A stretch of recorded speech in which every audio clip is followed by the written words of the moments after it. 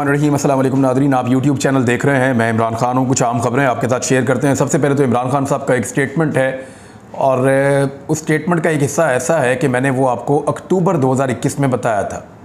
जब मैंने अक्टूबर 2021 में उसका तज़किरा किया था तो उस वक्त हुआ क्या था? उस वक्त ये हुआ था कि मेरे ऊपर बड़ा सख्त रिएक्शन आया था और मुझे यहाँ तक कुछ दोस्तों ने कहा था कि आप रियासत के साथ खड़े हैं या किसके साथ खड़े हैं। तो मैंने उनसे ये कहा था कि मैं तो पाकिस्तान के साथ खड़ा हूँ और जो बात मैं कह रहा हूँ मैं अपनी इन्फॉर्मेशन के मुताबिक कह रहा हूँ और वो बात मुझे दुरुस्त लगती है। मैं पूरी कन्विक्शन के साथ ये बात कर रहा हूँ, लेकिन उसके बाद काफ़ी दबाव मेरे पे डाला गया। वो वीलॉग मौजूद है, अगर आप चाहें तो आप जाकर देख सकते हैं। उसमें मैंने कहा था 10 ऐसी चीज़ें जिसमें इमरान खान और इस्टेब्लिशमेंट के आपस में या इमरान खान साहब के ऊपर 10 ऐसी चीज़ें जिन पर उन पर दबाव डाला गया है या उनके साथ जो इख्तलाफात पैदा हुए हैं। उनमें उस्मान बुज़दार भी एक चीज़ थे, उसमें कुछ और इशूज़ भी थे। मैंने ये भी कहा था कि इमरान खान पे एक दबाव ये भी था कि इसराइल के मामले में गुंजाइश पैदा की जाए। उन पे दबाव ये भी था कि कश्मीर को भूलकर भारत के साथ ताल्लुकात आगे बढ़ाए जाएं। एक दबाव ये भी था कि अमेरिका के साथ ताल्लुकात को ज़्यादा बेहतर बनाया जाए और चाइना और रशिया के साथ ताल्लुकात को ख़त्म किया जाए। इस किस्म के मुतालबात थे, दीगर और बहुत सारे थे। वो CPEC को जो है वो डाउन किया जाए। ये कुछ अंदरूनी और कुछ बैरूनी दबाव इमरान खान साहब के ऊपर थे। अब इमरान खान साहब ने एक पोल खोल दिया है, वो मैं इस वीलॉग में आपको बताऊंगा, लेकिन पहले आप ये सुनिए कि 90 रोज़ में इलेक्शन ना हुए तो हम सड़कों पर होंगे। ये इमरान खान साहब ने स्टेटमेंट दिया है। सहाफ़ियों से मुलाकात की इमरान खान साहब ने ज़मान पार्क में। उन्होंने गुफ्तगू करते हुए कहा कि 90 रोज़ के अंदर इलेक्शन ना करवाए गए तो मुल्क में आइन नाम की कोई चीज़ बाकी नहीं रहेगी, जबकि हम सड़कों पर होंगे। उन्होंने कहा कि जनरल रिटायर कमर जावेद बाजवा हिंदुस्तान से दोस्ती चाहते थे, इसलिए मामलात ख़राब हुए। जनरल बाजवा के खिलाफ एहतसाब फ़ौज के अंदर से होना चाहिए। इमरान खान का कहना था कि अब ये जनरल बाजवा भारत के साथ दोस्ती चाहते थे, इसलिए मामलात ख़राब हुए। यानी मैंने आपसे कहा था ना कि कुछ रीज़न्स हैं इमरान खान साहब और जनरल बाजवा की दूरी की। एक तो इमरान खान साहब ने जब कहा कि एब्सोल्युटली नॉट, वो बिल्कुल पसंद नहीं आया जनरल बाजवा को, और जनरल बाजवा अमेरिकन कैंप के अंदर ज़्यादा कंफर्टेबल फील करते थे। यानी उन्होंने जनरल बाजवा से कई लोगों ने जो मुलाकातें की, तो मैं आपको बता देता हूँ वो क्या कहा करते थे। वो ये कहते थे कि मैं वेस्टर्न कैंप को ये कहता हूँ या अमेरिकन को, और जब मैं मिलता हूँ मगरबी ममालिक को तो मैं उनको ये कहा करता हूँ कि हम आपकी ज़बान भी बोलना जानते हैं, हम पेंट शर्ट भी आपकी तरह कपड़े पहनते हैं, टाई कोट भी आपकी तरह पहनते हैं, हम अपने कल्चर को आपके ज़्यादा करीब रखते हैं, तो आप हमें उन लोगों से क्यों ताल्लुकात बनाने या बढ़ाने देते हैं या मौका देते हैं जिनकी हम ज़बान नहीं जानते, जिनकी तरह के हम कपड़े नहीं पहनते, जिनके कल्चर को हम नहीं पहचानते। तो ये इशारा जो है बाजवा साहब का चाइना की तरफ, रशियंस की तरफ होता था, जिनकी ज़बानें हम नहीं जानते तो हम उनके कैंप में क्यों जाएं। हमें तो उस कैंप में जाना चाहिए जिनकी ज़बान हम जानते हैं। यानी अंग्रेज़ी हम अपने स्कूलों में पढ़ाते हैं, यूनिफॉर्म उनकी तरह का पहनते हैं। तो ये जनरल बाजवा साहब का एक तरीक़ाकार था। चाइनीज़ को भी वो इसी तरह बातें करते थे। तो बाजवा साहब खुद भी ये कह सकते हैं कि वो सबको गोलियाँ फिट करते थे। यानी जिसको भी मिलते थे उसी के हो जाते थे, जिसको मिलते थे उसको ऐसी कहानी फिट करते थे कि मेरे से बेहतर आदमी कोई नहीं है और मेरे से ज़्यादा आपको किसी और से फ़ायदा नहीं होगा। तो बाजवा साहब का ये तरीका वारदात था। इसकी वजह से पाकिस्तान को नुकसान भी हुआ। पाकिस्तान में एक रिजीम चेंज ऑपरेशन हो गया। इमरान खान साहब ने अब बड़ा कैटेगोरिकली और क्लियरली कह दिया है कि भारत के साथ ताल्लुकात के मामले में, और ये मुझे अच्छी तरह याद है, सहाफ़ी बैठे हुए थे, बाजवा साहब ये बात कर रहे थे, तो वहाँ हमने ये सवाल किया था कि 70 साल हमें चूरन बेचने पर पाकिस्तान को लगाया, 70 साल पाकिस्तानियों को ये बताया कि कश्मीर को आज़ादी लेकर दी जाएगी और भारत के साथ जो है वो ज़बरदस्ती कश्मीर को आज़ाद करवाएंगे। अब बाजवा साहब आप ये चाहते हैं कि जाकर पब्लिक को ये बताया जाए कि जनाब जो ताल्लुकात हैं वो भारत के साथ बेहतर होने चाहिए और कश्मीर को अभी पीछे रख लें, पहले ताल्लुकात को नॉर्मलाइज कर लें, पहले तिजारत करें, आगे बढ़ें, आहिस्ता आहिस्ता कश्मीर वाला मामला आ जाएगा। देखिए एक फार्मूला तो है ये, बहुत सारे लोग ये सोचते हैं, बाजवा साहब अकेले नहीं हैं, बहुत सारे लोग ये सोचते हैं और उनकी ये सोच है कि भारत के साथ ताल्लुकात को बेहतर करने के बाद कश्मीर का कोई हल निकलेगा। लेकिन पाकिस्तान में ज़्यादा लोग ये सोचते हैं और पाकिस्तान की गवर्नमेंट की पॉलिसी ये रही है कि पहले कश्मीर पे बात होगी फिर बाकी चीज़ों के ऊपर बात होगी। बहरहाल इमरान खान साहब ने ये कह दिया कि जनरल बाजवा हिंदुस्तान से दोस्ती चाहते थे, इसलिए मामलात ख़राब हुए। जनरल बाजवा के खिलाफ एहतसाब फ़ौज के अंदर से होना चाहिए। इमरान खान ने एक और बात बड़ी क्लियर की। उन्होंने कहा डॉक्टर आरिफ अलवी जो सदर पाकिस्तान है वो इस वक्त पाकिस्तान तहरीक इंसाफ और एस्टेब्लिशमेंट के दरमियान किसी किस्म का कोई किरदार अदा नहीं कर रहे। जबकि शाह महमूद कुरैशी साहब जो है वो दीगर जमातों के साथ अब मुज़ाकरात कर रहे हैं, उनको ये टास्क दिया गया है। और मेरी इत्तला के मुताबिक एक वफ्द गया है, जमात इस्लामी से पहले मुज़ाकरात किए गए हैं, दीगर जमातों से भी पाकिस्तान तहरीक इंसाफ बातचीत करेगी। जमातों के साथ जब बातचीत होगी तो फिर कंसेंसस पैदा होगा पाकिस्तान में। जिस किस्म की महंगाई है, जिस किस्म के हालात इस हुकूमत ने पैदा कर दिए हैं, जिस किस्म का आइनी बहरान इस हुकूमत ने पैदा कर दिया है, तो उसके बाद बाकी जमातों को एतमाद में लेना चाहिए पाकिस्तान तहरीक इंसाफ को, ताकि ज़्यादा मौसर तरीके से आवाज़ उठाई जा सके। उन्होंने कहा पार्टी के किसी भी रुकन के दीगर जमातों और सियासी शख्सियात से मिलने पर कोई पाबंदी नहीं है। एक सवाल के जवाब में इमरान खान ने कहा कि सुप्रीम कोर्ट ने पहले सो मोटो के ज़रिए, जब पहले सो मोटो लिया था तो उसके ज़रिए असम्बली बहाल कर दी थी, जो इमरान खान साहब ने तहलील कर दी थी, और उसके नतीजे में शहबाज शरीफ साहब की हुकूमत बन गई थी। तो उन्होंने कहा उस वक्त सो मोटो ठीक था। अब सुप्रीम कोर्ट ने इलेक्शन के लिए सो मोटो लिया है, तो ये लोग सुप्रीम कोर्ट के पीछे पड़ गए हैं। किस कानून के तहत तोड़ी गई पंजाब और केपी असम्बलियाँ बहाल हो सकती हैं? सवाल पूछा गया कि क्या खैबर पख्तूनख्वा असम्बलियाँ बहाल हो सकती हैं? तो इमरान खान साहब ने कहा किस कानून के तहत? कोई कानून मौजूद ही नहीं है जिसमें असम्बलियाँ वापस बहाल हो जाए। जो असम्बलियाँ तहलील हो गई हैं, अब वहाँ पे इलेक्शन ही हो सकता है। इमरान खान का कहना था कि निगरान वज़ीर आला पंजाब मोहसिन नकवी और IG पंजाब जराइम पेशा अफराद हैं। मेरी गैर मौजूदगी में मेरे घर पर हमला किया गया, इनके खिलाफ अदालत में केस दर्ज करवाने जा रहा हूँ। ऑलरेडी इमरान खान साहब ने इस मामले को आगे बढ़ाया हुआ, उनके वकील इसके ऊपर काम कर रहे हैं। लेट्स सी इसमें क्या होता है केस के अंदर। लेकिन जो सुप्रीम कोर्ट ऑफ पाकिस्तान के अंदर एक मामला पेंडिंग है, वहाँ पे सूरत हाल बहुत अजीब हो गई है। PDM की तमाम जमातों ने, जो हुकूमत के इत्तेहादी हैं, उन सब ने आपस में मुज़ाकरात किए हैं और सारे इकट्ठे होकर बैठे हैं। नवाज शरीफ को भी लिया गया ऑनलाइन, यानी वीडियो लिंक के जरिए नवाज शरीफ साहब इस मुलाकात के अंदर शरीक हुए, और पीपल्स पार्टी के साबिक जो सदर हैं आसिफ अली जरदारी साहब वो भी, बिलावल जरदारी वो भी, और JUI फजलुर रहमान साहब, चौधरी सालक हुसैन जो काफ लीग से हैं, मरियम नवाज भी शामिल थी, MKM के खालिद मकबूल सिद्दीकी भी शामिल थे, और नवाज शरीफ भी वीडियो लिंक के ज़रिए से इस इजलास के अंदर शामिल थे। शाहिद खाकान अब्बासी और वफाकी वज़ीर कानून सेनेटर आज़म नज़ीर तारड़, अता तारड़ और दीगर रहनुमा वगैरह भी इसके अंदर जो है वो शरीक हुए इस इजलास के अंदर। अब इस अहम इजलास में जो चीज़ें तय पाई वो मैं आपको बता देता हूँ। एक अंदरूनी कहानी है पूरे इजलास की, वो आपके साथ शेयर कर देता हूँ। अंदरूनी कहानी ये है कि नवाज शरीफ ने तमाम सियासी जमातों को सुप्रीम कोर्ट के 3 रुकनी बेंच के बाइकआउट की तजवीज़ दी। ये तजवीज़ वैसे नवाज शरीफ की हो सकती थी।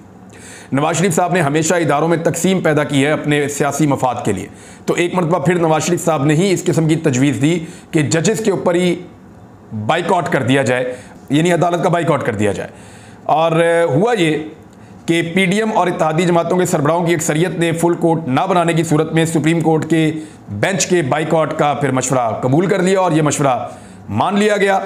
और उसके बाद सुप्रीम कोर्ट के 3 रुकनी बेंच से हमें इंसाफ की कोई तवक्को नहीं, ये भी कहा गया, क्योंकि 3 रुकनी बेंच आपको इंतखाबात में ले जा सकता है, और इंतखाबात को आप नाइंसाफ़ी समझते हैं। यानी पाकिस्तान की कौम को इंसाफ मिलेगा तो वो ये होगा कि 90 रोज़ के अंदर इलेक्शन हो जाएं, लेकिन वो इंसाफ आप समझते हैं कि आपके लिए नाइंसाफ़ी है, क्योंकि अभी आप इलेक्शन जीत नहीं सकते। मैं कुछ डाटा आपके साथ शेयर करता हूँ, ये बड़ा इंटरेस्टिंग है। तो हालात जो हैं उसके ऊपर सर्वे आ रहे हैं, और जो पंजाब इलेक्शन है उसका सर्वे क्या बताता है ज़रा आप सुने, आप हैरान हो जाएंगे। उसमें जो रावलपिंडी डिवीज़न की जो नशिस्तें हैं उनके हवाले से जो सर्वे आया ज़रा वो देख लें। इसमें अटक में 5 सीटें हैं, रावलपिंडी में 15 हैं, चकवाल में 4 हैं, जेलम में 3 हैं। इनमें से मुस्लिम लीग नून सिर्फ 1 सीट जीत रही है। ये हालात हो गए मुस्लिम लीग नून के टोटल जो नशिस्तें हैं उनमें से सिर्फ 1 सीट मुस्लिम लीग नून जीत रही है। 27 में से एक सीट पाकिस्तान पीपल्स पार्टी के इम्कानात है कि वो एक सूबाई असम्बली की नशिस्त जीत जाएं। 1 नशिस्त कोई आज़ाद उम्मीदवार के जीतने के इम्कानात हैं, जबकि 24 सीटों के ऊपर पाकिस्तान तहरीक इंसाफ को वाज़े बरतरी हासिल है। इसी तरह से जो बाकी सर्वेज आए हैं, मिसाल के तौर पे जो सरगोदा डिवीज़न का सर्वे है उसमें 21 नशिस्तें हैं, 21 में से 17 पाकिस्तान तहरीक इंसाफ जीत रही है, 3 मुस्लिम लीग नून जीत रही है, पीपल्स पार्टी कोई नहीं जीत रही, 1 नशिस्त के ऊपर आज़ाद उम्मीदवार आगे है। ये जी सरगोदा डिवीज़न का आप नतीजा देख लें। अब गुजरांवाला और गुजरात डिवीज़न के अंदर 44 सीटें हैं, 44। अच्छा, यहाँ पे जो है वो 31 सीटों के ऊपर पाकिस्तान तहरीक इंसाफ की वाज़े बरतरी है, वो जीत रहे हैं। PMLN 13 नशिस्तों के ऊपर जीत रही है।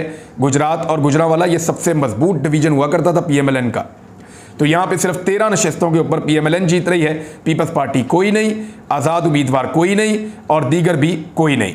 तो ये हालात हैं यहां पे। इसके बाद आप आ जाएं जो पंजाब के टोटल इलेक्शन के अंदर सूरत क्या है। तो जो टोटल नशिस्तें हैं पंजाब में, उसमें से 220 से ज़्यादा सीटें पाकिस्तान तहरीक इंसाफ जीत रही है, 50 से कुछ ज़्यादा सीटें PMLN जीत रही है, यानी पूरी तरह दफन हो गई PMLN। इतनी बुरी हालत तो इनकी कभी भी नहीं थी जो इस वक्त सर्वेस के मुताबिक आ रही है। और ये रिपब्लिक policy.com का ये सर्वे है और ये थिंक टैंक है जिन्होंने ये सर्वे जारी किया है।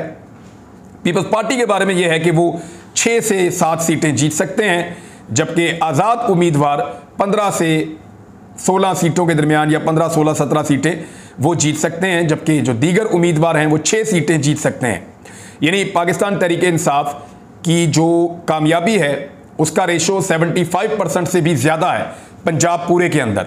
जनूबी पंजाब ले लें, सेंट्रल पंजाब ले लें या आप अपर पंजाब ले लें, तो इस सूरत हाल में फिर इलेक्शन तो नाइंसाफ़ी लगेगा PMLN को और बाकी इत्तेहादी जमातों को, तो वो इलेक्शन से भाग रहे हैं। एक तजवीज़ ये भी है कि कुछ भी करके इलेक्शन का बाइकआउट ही कर दिया जाए, यानी इलेक्शन लड़ने से ही इनकार कर दिया जाए। जैसे अदालत का बाइकआउट कर रहे हैं, अगर फिर भी इलेक्शन में जाना पड़े तो फिर इलेक्शन का ही बाइकआउट कर दिया जाए। PMLN इलेक्शन लड़े ही ना। अगर इतनी बुरी हालत में इलेक्शन लड़ना है और हालत इतनी पतली होनी है तो क्या फ़ायदा इलेक्शन लड़ने का। PMLN हो सकता है कि इलेक्शन लड़े ना। इसके बारे में बड़ी संजीदगी से PMLN के हल्के आजकल गौर कर रहे हैं। पाकिस्तान तहरीक इंसाफ का मैंने आपको पहले बताया कि दीगर जमातों के साथ राब्तों का आगाज़ हो गया है, जबकि इलेक्शन की सूरत में पीपल्स पार्टी ने अपनी जो सेकंड टियर की क़यादत है उसको ये इजाज़त दे दी है कि वो अब PMLN के ऊपर जो है वो अटैक शुरू कर दें। जो पीपल्स पार्टी की दूसरे दर्जे की क़यादत है, MNAs हैं मुख्तलिफ या मुख्तलिफ अरकान हैं, वो अब आहिस्ता आहिस्ता PMLN पे तनकीद करना शुरू हो गए हैं। मंदुखेल साहब ने अभी हाल ही में आड़े हाथों लिया है मरीम नवाज़ को, राना सनाउल्लाह को और इसहाक डार को, और इनको फेलियर करार दिया है और इन्हें यह कहा है कि इन लोगों की वजह से बहुत नुकसान हो रहा है इत्तेहादी हुकूमत को। राना सनाउल्लाह से वजारत दाखिला और इसहाक डार से वजारत ख़जाना बिल्कुल नहीं संभाली जा रही। मरीम नवाज़ साहिबा हुकूमत की तमाम बुरी चीज़ों को डिसोन कर देती हैं और वो ये कहती हैं कि हम हुकूमत के अंदर हैं ही नहीं। तो ये बड़ी सख्त ज़्यादती है। और आहिस्ता आहिस्ता पीपल्स पार्टी जो है, क्योंकि माहौल जैसे जैसे इनको लगेगा कि इलेक्शन करीब आ रहा है, तो वो नूरा कुश्ती ज़रूर शुरू करेंगे PMLN के ख़िलाफ़। लेकिन अवाम को आइडिया हो गया है कि ये सारे एक साथ मिले हुए हैं और एक तरफ अकेला इमरान खान पब्लिक के साथ खड़ा है और एस्टेब्लिशमेंट भी इमरान खान के खिलाफ है। फिलहाल जो नज़र आ रहा है वो तो यही है। वकला की तहरीक इस वक्त बहुत इंपॉर्टेंट शक्ल इख्तियार करती जा रही है। बज़ाहिर खामोशी दिखाई दे रही है, लेकिन ये एक तूफ़ान का पेश खैमा साबित हो सकती है। जब इफ्तिखार चौधरी साहब को निकाला गया तो डिक्टेटर परवेज़ मुशर्रफ थे पाकिस्तान में, और यहाँ पे जो रजीम था वो बड़ी सख्ती से चीज़ों को कुचलना चाह रहा था। लेकिन आज की सख्ती के मुकाबले में वो सख्ती कुछ भी नहीं थी। पिछले 11 महीने, 1 साल के अंदर जो कुछ पाकिस्तान में हुआ है उसकी पाकिस्तान की तारीख़ में कोई मिसाल नहीं मिलती। ख़ास तौर पे जमहूरी हुकूमतों में तो इस तरह सोचा भी नहीं जा सकता जो इस वक्त पाकिस्तान में हो रहा है, बदकिस्मती से। इसके ऊपर पूरी दुनिया में आवाज़ उठाई जा रही है। वकला तहरीक पे मैं बाद में बात करूंगा, लेकिन ये एक और ख़बर है कि PDM के हाथों जो इंसानी हुकूक की खिलाफ वर्जियाँ हो रही हैं, बदतरीन पामालियाँ हो रही हैं, उनको लेकर इससे पहले अमेरिका में डॉक्टर्स ने एक बड़ा एहतजाज किया था और उसके ऊपर बाकायदा उन्होंने सर्कुलेशन भी जारी की थी। उन्होंने हर तरफ इसको बताया भी था, तमाम लेटर्स भी लिखे थे। और अब ये हुआ है कि आइन जमहूरियत के कत्लेआम की मजम्मत का मामला, PDM की बदअमालियों की तफसीलात दुनिया में ताकत के ईवानों में गूंजने लगी। ये अब्बास शब्बीर साहब ने ट्वीट करते हुए बताया है। नीचे वो लेटर भी है जो साथ में उन्होंने ट्वीट किया है। डॉक्टर्स के बाद अमेरिका में अब ताजिर और वकला भी PDM सरकार की वहशत और बर्बरियत के खिलाफ मैदान में आ गए हैं। ये आप देख सकते हैं, एक और लेटर मौजूद है। इस तरह आहिस्ता आहिस्ता पूरी दुनिया के अंदर अब आवाज़ें उठाई जा रही हैं इंसानी हुकूक की खिलाफ वर्जियों में। ये जो गुज़िश्ता 1 साल गुजरा है ना, इसमें पाकिस्तान ने इंडिया को भी पीछे छोड़ दिया है। इंडिया की 51 या 54 सफ़ात की एक रिपोर्ट आई है, जबकि पाकिस्तान की 77 सफ़ात की एक रिपोर्ट आई है। यहाँ से आप अंदाज़ा करें कि पाकिस्तान के अंदर इंसानी हुकूक की खिलाफ वर्जियाँ और पामालियाँ ज़्यादा हो रही हैं बदकिस्मती से। नाज़रीन, अगले वीलॉग में आपको मैं कुछ और चीज़ें बताऊंगा, खासतौर पे आटे की तकसीम के अंदर जिस किस्म के मामला हो रहे हैं, निगरान हुकूमत पंजाब का रवैया क्या है, खैबर पख्तूनख्वा के अंदर दोबारा लड़ाई लग गई है, IMF के साथ जो नई शराइत हैं उनके बाद पाकिस्तान की हालत क्या होगी, पाकिस्तान में रिकॉर्ड तोड़ महंगाई अब किस लेवल पे पहुंच गई है और इन तमाम चीज़ों का हल क्या है, पाकिस्तान की सियासत किस तरफ जाएगी। अगले वीलॉग में, अब तक के लिए इतना ही। अपना ख्याल रखिएगा, अपने चैनल का भी। अल्लाह हाफ़िज़।